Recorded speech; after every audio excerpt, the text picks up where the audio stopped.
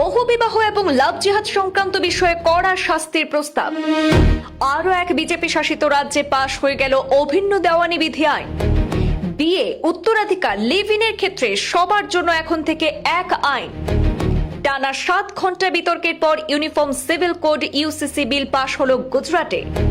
প্রস্তাবিত ইউসিসি আইনটি সমগ্র রাজ্যে কার্যকর হবে গুজরাটে। এমনকি গুজরাটের যেসব স্থায়ী বাসিন্দা রাজ্যের বাইরে বসবাস করছেন তাদের ক্ষেত্রেও এই আইন প্রযোজ্য হবে। গুজরাটে ইউসিসিকে মুসলিম বিরোধী বলে দাবি করেছে বিরোধী কংগ্রেস দল। দেশের সংবিধান অনুযায়ী সংখ্যালঘুদের বেশ কিছু ক্ষেত্রে তাদের ধর্মীয় আচার আচরণ, বিয়ে, সম্পত্তির উত্তরাধিকার ক্ষেত্রে বিশেষ কিছু ছাড় দেওয়া হয়েছে।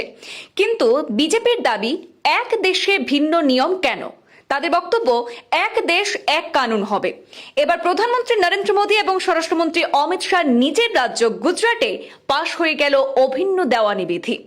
দেশের দ্বিতীয় রাজ্য হিসাবে অভিন্ন দেওয়ানি বিধি কার্যকর করার সিদ্ধান্ত নিল মোদীর গুজরাট সরকার। এর আগে আরেক বিজেপি শাসিত রাজ্য উত্তরাখণ্ডে ইউসিসি চালু হয়েছে, কিন্তু তারপরেও বহু সমালোচনার মুখে পড়তে হয়েছে কেন্দ্রীয় সরকারকে।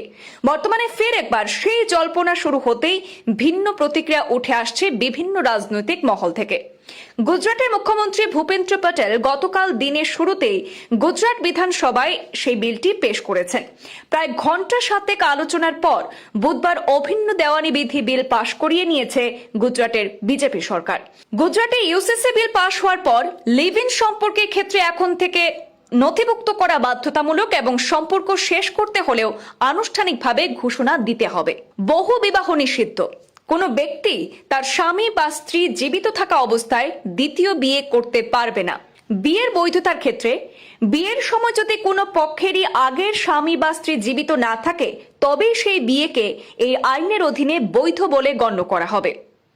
গুজরাটের মুখ্যমন্ত্রী ভূপেন্দ্র প্যাটেল বলছেন এই বিল নাকি ঐতিহাসিক।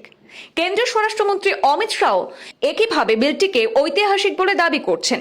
বিজেপির বক্তব্য, অভিন্ন দেওয়ানি বিধি কার্যকর হলে সামাজিক সৌহার্দ্য বজায় থাকবে, লিঙ্গ বৈষম্য দূর হবে এবং মহিলারা শক্তিশালী হবেন। অপরদিকে বিরোধী কংগ্রেস এই বিলের বিরোধিতা করে বলেছে, 2027 সালে বিধানসভা নির্বাচনকে সামনে রেখেই তড়িঘড়ি করে এই ইউসিসি বিল আনা হয়েছে গুজরাটে। বিধানসভা কিংবা লোকসভাতে সংখ্যাগরিষ্ঠতা থাকলেই যা খুশি তাই করা যায় না। বিলটিকে বিধানসভার সিলেক্ট কমিটিতে পাঠানো উচিত বলে দাবি উঠেছে।